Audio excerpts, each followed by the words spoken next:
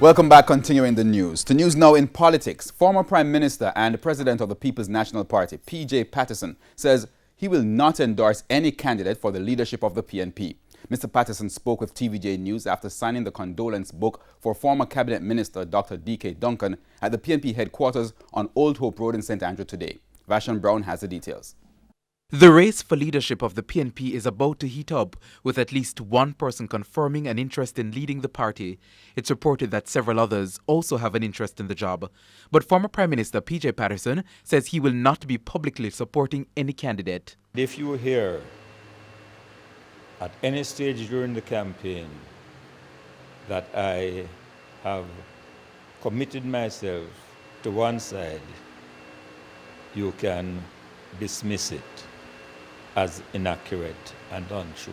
The PNP suffered a major defeat in the September 3 general election. The party only managed to win just 14 of the 63 seats. According to Mr. Patterson, the reason for the loss is obvious. I think were the obvious divisions within the party.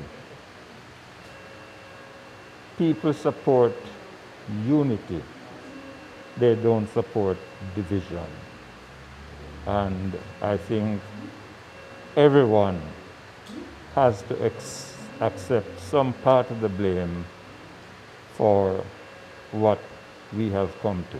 He says the party has been here before. Mr. Patterson argued that in 1980, the party was badly beaten in that election. At that time, the JLP won 51 of the 60 parliamentary seats, leaving the PNP with only 9 seats.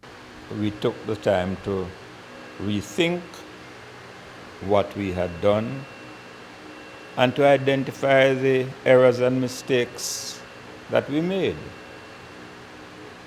And within a year or two, the People's National Party was a formidable opponent. In fact, the polls surveyed that by 1983, we had resumed the ascendancy.